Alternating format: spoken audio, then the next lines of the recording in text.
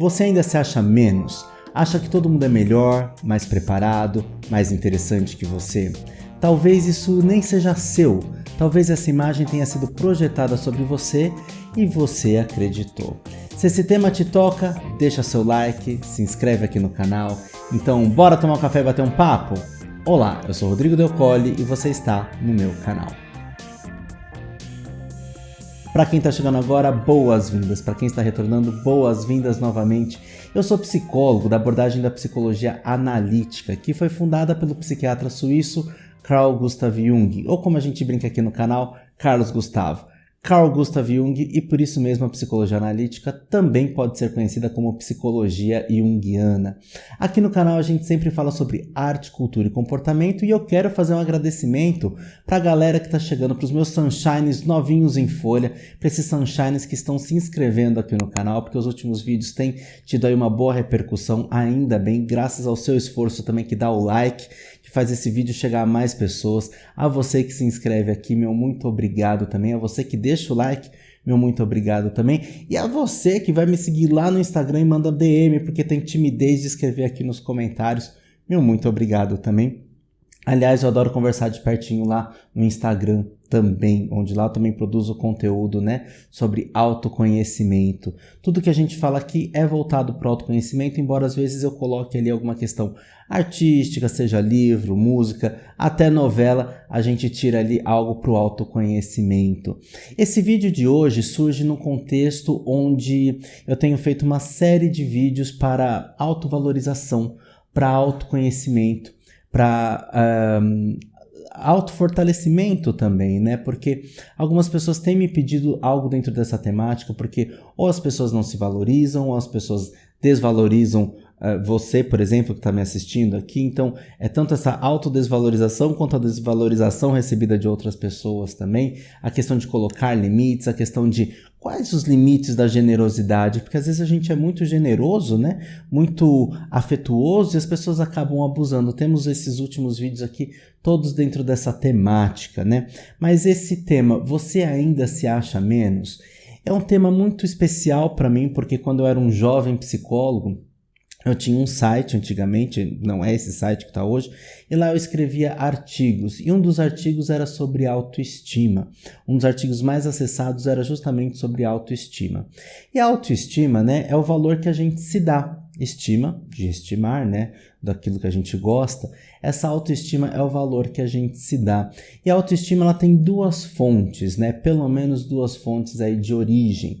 Tanto as fontes externas quanto as internas, ou seja, a externa é como as pessoas me avaliam e a interna é como eu me avalio. E às vezes a gente tem uma dissonância aí entre todas essas visões, porque às vezes eu me acho menos e as outras pessoas falam que eu sou bem qualificado e tudo mais, eu tenho boas características, mas eu não enxergo isso em mim. E às vezes as outras pessoas querem desvalorizar, mas eu sei que eu tenho ali as fortalezas. Mas de qualquer forma, a gente precisa desse referencial interno e entender como esse referencial interno existe. O que acontece é que muitas pessoas também acabam caindo no complexo do impostor, que muitas pessoas chamam de síndrome do impostor, mas como não é uma doença psiquiátrica, síndrome do impostor não está dentro dos códigos de classificação de transtornos mentais, a gente chama aqui na psicologia analítica de complexo do impostor. Tem um canal aqui no YouTube que chama E Agora Jung, onde as meninas têm um podcast maravilhoso com convidadas, convidados e vão sempre abordando algumas temáticas. E lá elas têm, eu vou deixar aqui na descrição do vídeo, vou deixar o link para vocês assistirem esse vídeo sobre complexo do impostor. E se eu não me engano é a Daniela Eusébio que fala o seguinte: só tem essa preocupação com o complexo do impostor quem realmente é competente. Porque quem não tem competência não está nem aí para a hora do Brasil. A fala dela não é bem exatamente igual eu falei, mas é meio que nesse sentido aqui também. Então vale a pena conferir o original com as meninas falando sobre isso, Mas também a gente vai desenvolver aqui esse pensamento, Por quê?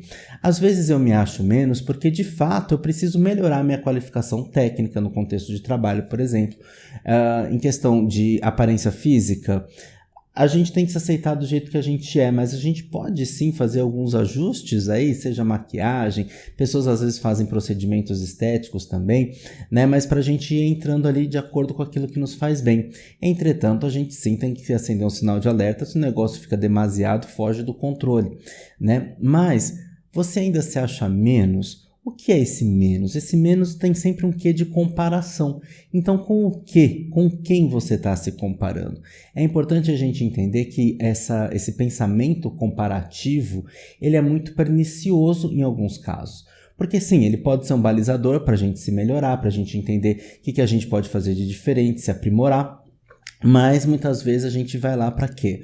Ou achar que a grama do vizinho é mais verde. Essa é uma frase tão clichê, né? Mas é tão comum a gente ainda assim agir dessa maneira, né? Então a gente acaba sendo clichê também.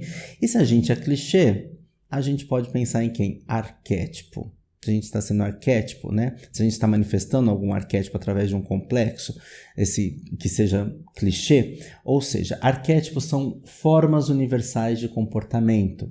E se a gente está ali manifestando, ali se comportando arquetipicamente, é possível a gente entender isso como um roteiro, como um algoritmo. Então dá para a gente compreender, aprofundar e transformar isso. Então, se eu estou me colocando menos, eu estou me colocando menos em relação a alguém que eu admiro muito, mas será que eu não consigo enxergar todas as potências que existem em mim? E aqui entra assim um conceito importante, que é a sombra, né? Sombra é aquilo que eu não conheço de mim. Então, se o que eu estou manifestando hoje é uma característica negativa, a característica positiva está lá na sombra, só que ela precisa ganhar força para emergir para a consciência, para eu enxergar isso, para eu não só enxergar, mas também para eu agir de acordo com isso, né? Então, quando Jung coloca a teoria dos opostos, que temos os dois lados de uma mesma moeda, é nesse sentido, que às vezes algo está manifestando e eu não tenho consciência de que eu tenho essa outra força oposta dentro de mim também. Daí que surgem as diversas admirações a perfis de influencers ou celebrities ou subcelebrities também, né? Que você observa aquele comportamento porque você admira naquela pessoa, mas você desconhece que você também pode vir a ter aquela força que você tanto está admirando no outro, né? Basta a gente trazer para a luz da consciência. Isso nem sempre é um movimento fácil ou mágico ou instantâneo, como pode parecer. Por isso que um trabalho psicoterapêutico pode sim ajudar nesse aprofundamento, nesse processo todo de autoconhecimento, que na psicologia junguiana a gente chama também de processo de individuação, ou seja, a gente se transformar em indivíduo, ou seja, a gente reconhecer a nossa singularidade, as nossas peculiaridades todas, as nossas potências todas e desenvolvê-las também, né? Isso também significa trazer para a luz da consciência todas as nossas potências que estão ali ocultas.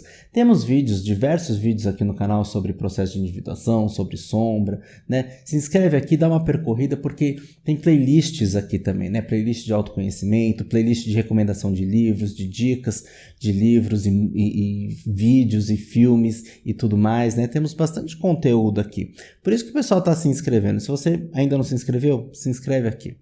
Certo? Então vamos lá. Vamos partir agora aqui para alguns exemplos práticos do dia a dia. Conforme a gente vai crescendo, o ego vai formando uma imagem de si mesmo, ou seja, uma autoimagem, né? O ego é esse centro da nossa psique que faz contato com o mundo exterior, né? O centro da consciência e contato consigo mesmo.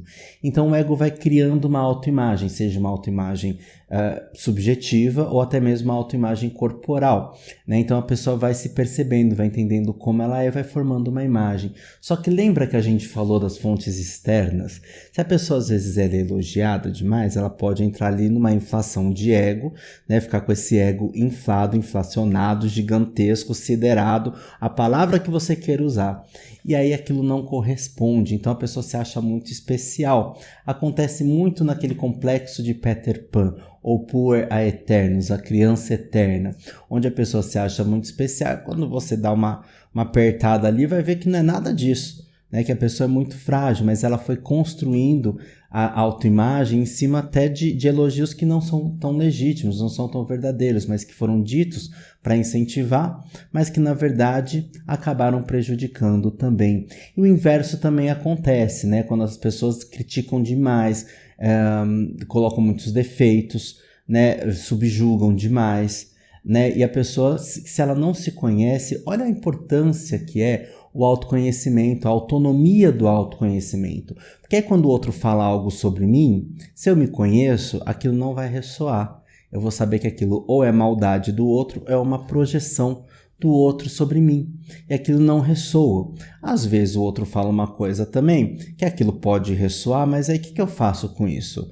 Se eu for me afundar, eu não vou me transformar, mas às vezes os feedbacks vêm para que a gente se melhore também. E às vezes o feedback vem não de pessoas que a gente gosta, mas de pessoas que a gente tem uma inimizade, né? E essa pessoa, às vezes, na maldade ou até mesmo para provocar, né?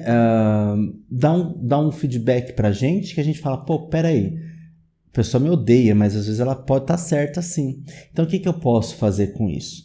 E às vezes a pessoa não odeia, mas às vezes a gente sente dessa forma, né? A gente se sente rejeitado, excluído, mal amado, né? Então assim, a gente também precisa começar a conhecer sobre relações, sobre intenções também, né? Porque às vezes a nossa percepção ela tá contaminada, tá inflamada, tá com uma lente suja que me faz ver de uma maneira que não foi exatamente aquilo que aconteceu. Por quê? Porque eu tô tomado por um complexo. Esse complexo, seja ele, por exemplo, de inferioridade, né, onde eu me sinto inferior, pode me fazer ver de uma maneira equivocada aquilo que está diante de mim. Né? Eu percebi uma situação equivocadamente, seja no feedback, seja na minha própria autopercepção também. O que a gente está falando aqui é que às vezes no crescimento, né, quando a criança está crescendo, ela tem essa criança interior também, mas tem a semente desse adulto interior também. E se as pessoas que estão no entorno acabam invalidando, diminuindo, como é que vai ficando, né? As pessoas ficam chocadas quando eu conto uma experiência pessoal minha aqui no canal, que é, quando eu era criança, eu queria ser cartunista.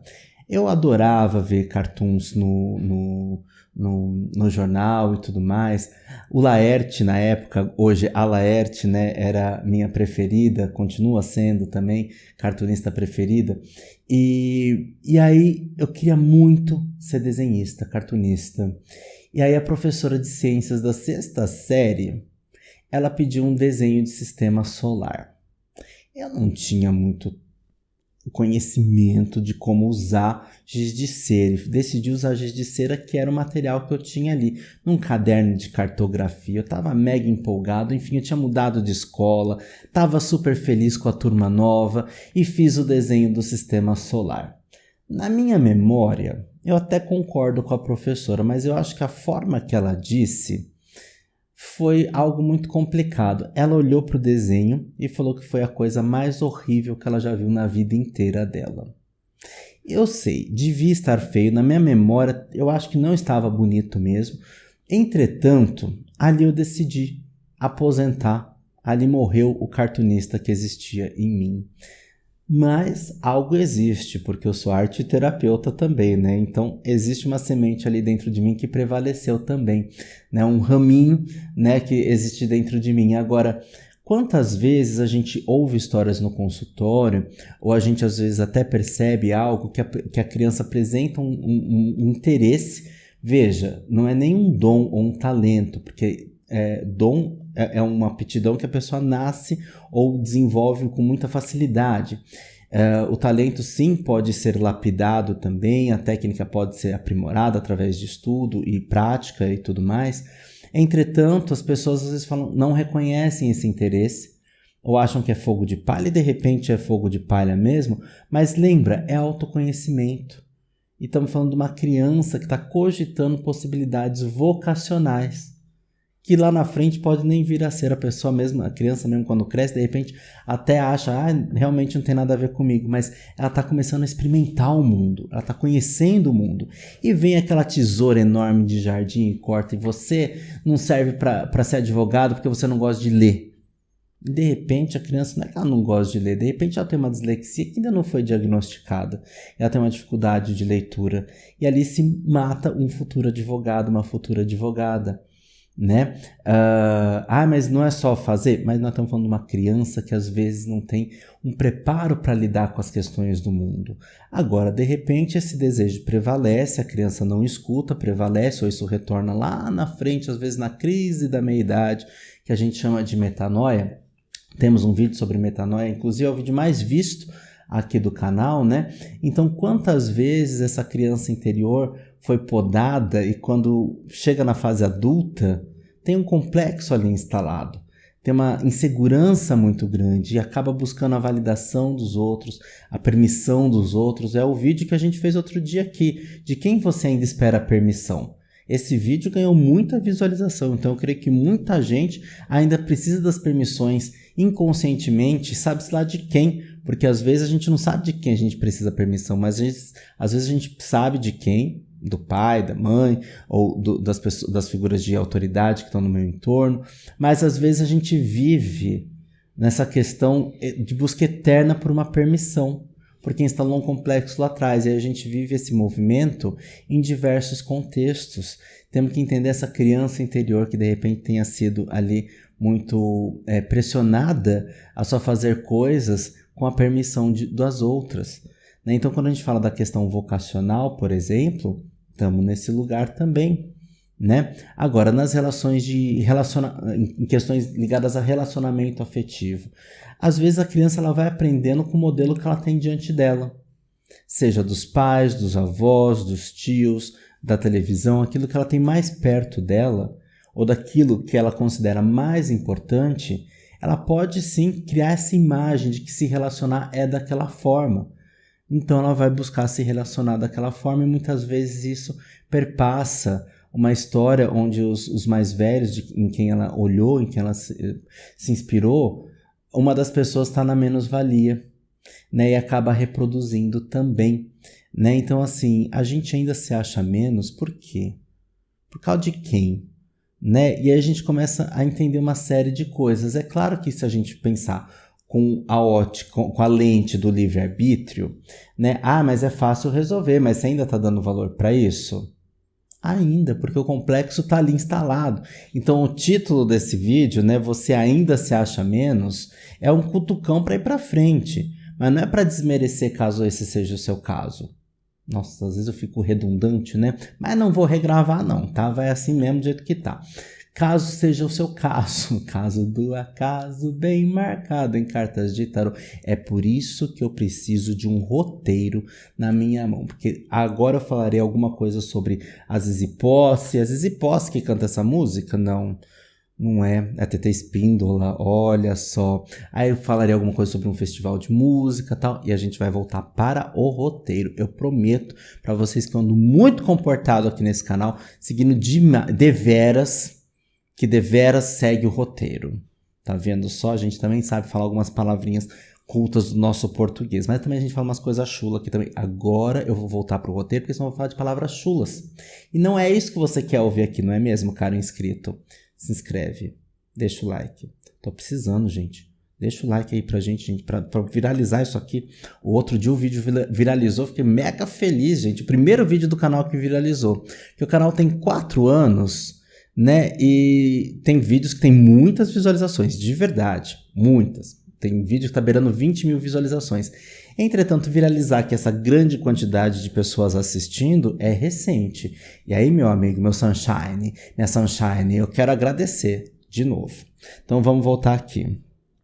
Muitas vezes a criança ela cresce ouvindo "você não é o bastante". E às vezes a criança não cresceu ouvindo isso, mas ela vai se relacionar com outras pessoas, seja chefe, seja conja, e a outra pessoa acaba desmerecendo também aquela percepção que tem, baseado no complexo ou nessa disputa eterna de poder, né? Inclusive no canal a gente tem um vídeo sobre o amor e o poder, né? Que é uma frase bem conhecida do Jung, né? Que o oposto do amor é o poder, né? Onde um impera, não há espaço para o outro. Porque se eu amo a pessoa, eu não vou querer ter poder sobre ela. Eu quero liberdade, né? Quero dar liberdade também. Não é que eu vou dar liberdade, né? Porque parece que eu que dou a liberdade. Não, mas a pessoa é livre, né? Então vamos lá. A questão dos exemplos, né? quando a gente se compara, quando a gente se desvaloriza. Então, de repente, a comparação ela pode sim ter um fator positivo, mas desde que, se eu me comparo e me encontro como menos, e de repente eu quero melhorar, isso é um fator, um balizador para um desenvolvimento, para um aprimoramento. Agora, se é só para eu me martirizar, para eu diminuir, a gente tem que rever isso, né? Porque, de verdade, né? Isso cai no que? Na autossabotagem. Né? A gente se sabota, a gente puxa o tapete da gente mesmo, né? E aí a gente entra numa vitimização de que, mas eu sou isso. Sim, se você está percebendo que precisa melhorar algo e é possível melhorar, vamos buscar essa melhora, né? Porque ficar choramingando não vai dar, né? Choramingar é tão bom, né, gente? Eu entendo, é gostosinho choramingar. Quem nunca, né? Eu mesmo adoro. Se eu pudesse choramingar, eu choramingava o tempo todo. O cara é bem poliqueixoso, né? Mas às vezes a gente vai recuperando o fôlego desse choro e vai vendo que às vezes é mudar ou mudar, né? A gente precisa aí caminhar por essa espiral ascendente, né, de evolução, de crescimento, de amadurecimento, porque enfim a gente vai buscar o que? O arquétipo da sabedoria, né? O arquétipo do velho sábio, da velha sábia, a gente vai buscar o quê? Viver a vida através da experiência, aprender com a experiência, né? Bom, vamos lá. Cadê? Mas isso não é quem você é uma imagem inconsciente, imagens podem ser transformadas. Quando a gente fala de imagem, a gente pensa em foto, né? Às vezes a gente até se visualiza, fecha o olho, se visualiza numa posição bem ruim, né? A gente se coloca numa posição bem ruim, mas não, a imagem também é esse complexo, né? Esse conjunto de energia psíquica, né? Que printa ali na nossa psique, né? Que está ali dentro da nossa psique, que nos direciona para algo. Né? Às vezes quando a gente fala imagem, né? Não é necessariamente uma foto, um desenho. Né? Imagem na psicologia analítica é justamente essa questão da gente ter essa semente dentro da gente, tá? Bom, o processo de individuação inclui reconhecer e integrar esses complexos e se aproximar do self. Ou seja, o self é o si mesmo, não é a selfie foto. É self, de si mesmo. O self é o núcleo e a totalidade da psique ao mesmo tempo, é esse maestro regente. Então, se na nossa psique, na verdade, temos todos os arquétipos, todas as potências, né, o self ele busca a autorrealização. E essa autorrealização é conhecer todas as nossas potências. Então, bora se desenvolver. Por isso que o processo analítico ele é importante, o processo terapêutico ele é importante para as pessoas. Pode ser importante, né? Às vezes a pessoa vai para terapia, chega na terapia, paga a terapia em dia, chega na hora, sai na hora, tudo direitinho, não falta, mas isso não significa que a pessoa está fazendo terapia. Estar presente, corpo presente, significa que a pessoa está em análise, né? Porque precisa um grau de desprendimento, de ousadia, de despojamento, de arrojamento. Tem que ser arrojado também. Né? Olha quanta coisa precisa. Mas eu não sou nada disso. Então bora descobrir. Porque lá dentro da psique, segundo Carlos Gustavo, nós temos todos esses arquétipos. Então nós temos que desenvolver isso aí. Temos não, né? Não tô cagando regra aqui. Mas acho legal, né? Esse desenvolvimento, né? Acho que faz sentido, né? Se a gente tá amadurecendo, faz sentido a gente buscar nossas potências, né? Enfim, os complexos, eles surgem a partir de traumas, né? E trauma, ele é toda situação onde tem uma carga intensa de afeto. E essa carga intensa de afeto, nessa situação com essa desprazerosa, provavelmente, né? Essa situação, ela constela um complexo que remete ao núcleo arquetípico, ou seja, pode ser o arquétipo da inferioridade, né? Da menos-valia e por aí vai, da autodesvalorização, né? E aí, toda vez que a gente está diante de uma situação que é igual àquela que foi traumática ou que me remeta à possibilidade de ser daquela forma, o complexo entra em ação. Né? Então, se de repente eu sou uma pessoa que acha que não mereço a prosperidade financeira por algum motivo, né? E sempre tenho ali a questão de observar o outro é sempre mais do que eu, quando eu estou diante de outras pessoas, entra um complexo de inferioridade. E aí, ou eu desvalorizo do outro, faço desdém, ou eu me coloco como menos e acho que, de repente, aquilo não é pra mim, né? Aqui no canal a gente é contra a meritocracia, tá? Então, assim, aquela coisa, basta se esforçar para conseguir, a gente sabe que não é, porque a gente sabe das variações todas da sociedade, as variações sociais na história de cada um. Entretanto, eu falo, o que é possível ser feito dentro da minha realidade? Para reconhecer essa potência em mim. Porque quando a gente fala de você ainda se acha menos, às vezes a gente se desconhece. Então a gente precisa reconhecer quem a gente é. E reconhecer também que às vezes a gente se acha menos e surge dentro da gente um outro complexo, que é a inveja. Uma inveja destrutiva. Aí você vai querer menosprezar o do outro para se sentir melhor. O Thiago Secato tem um canal aqui no YouTube. E ele estava falando esses dias sobre a questão do que as pessoas consomem de vídeo. As pessoas querem ver sofrimento, as pessoas querem consumir sofrimento. E quando as pessoas se deparam às vezes com algo muito feliz, elas não engajam aquilo. Porque elas querem ver o sofrimento do outro, porque o outro sofrendo significa que ou eu estou igual ou estou até melhor do que o outro. Isso é sombra. Nós estamos falando aqui de comportamento sombrio. Né? Então, assim, olha como é importante também a gente entender que às vezes a gente se colocar como menos, a gente nem sempre é coitadinho e menos não.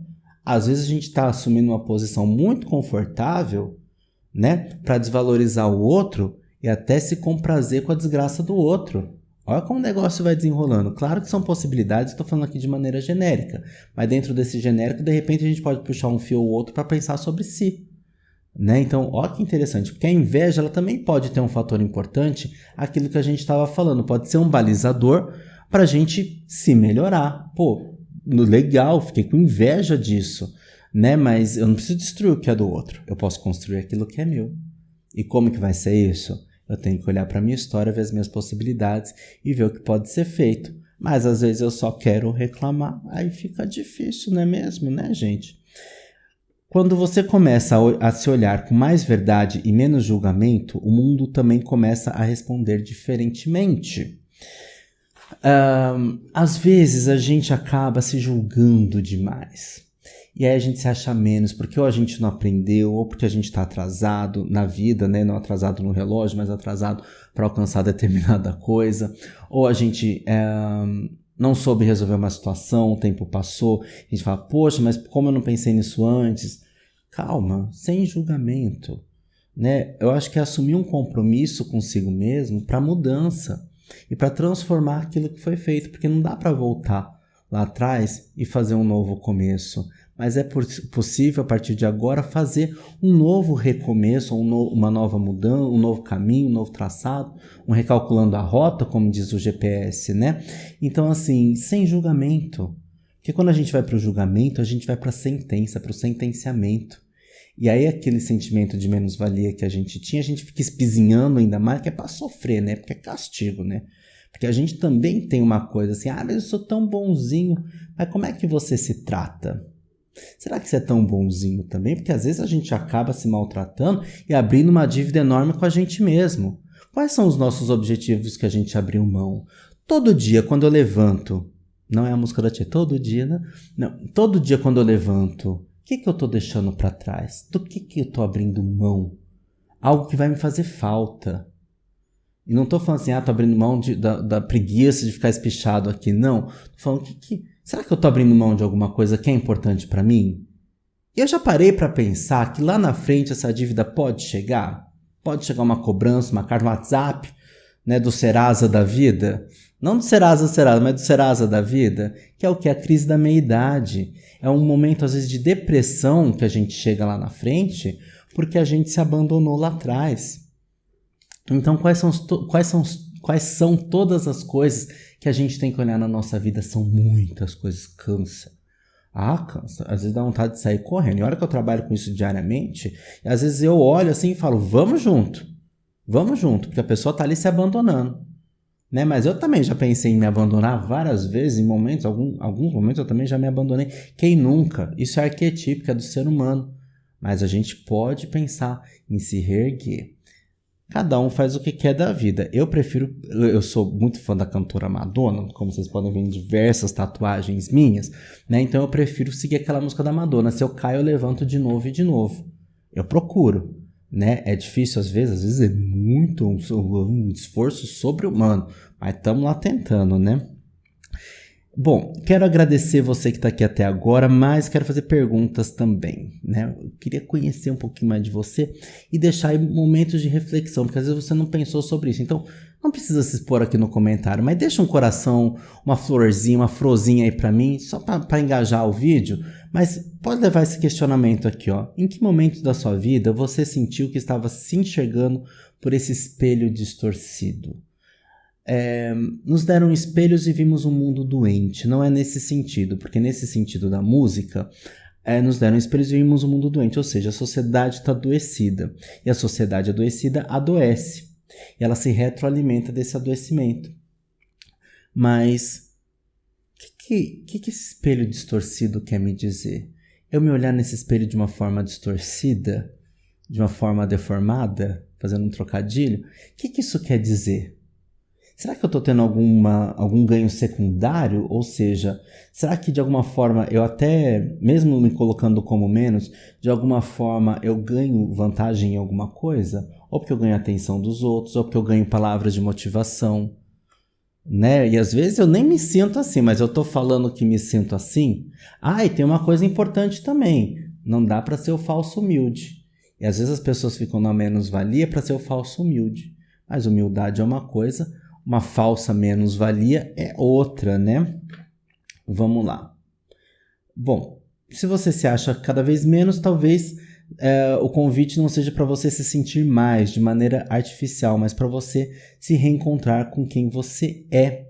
Ou seja, aquilo que a gente falou do self, né? Você conhecer, entender que você tem todas as forças arquetípicas dentro de você. Todas essas potências também estão aí. É lindo, não é? O caminho é fácil? Não. Como diz a música da Madonna, que quando a Madonna canta em português, ela tem uma música que fala... Como que é o nome dessa música, gente? Esqueci o nome da música, é do Madame X. Mas ela fala que o mundo é selvagem e o caminho é solitário. Só que eu acho ela tão bonitinha, ela falando português. Parece que ela tá falando que o mundo é selvagem.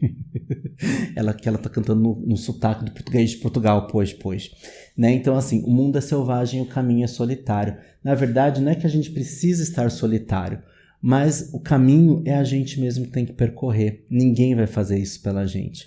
A gente estando acompanhado ou não. Então é nesse sentido que o caminho é solitário, porque o caminho é aqui dentro, ele é interno.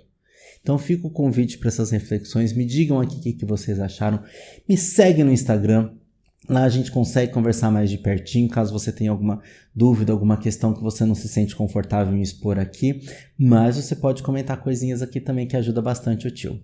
Certo, Sunshines? Quero agradecer, um grande beijo, um grande abraço e até o próximo vídeo. Tchau!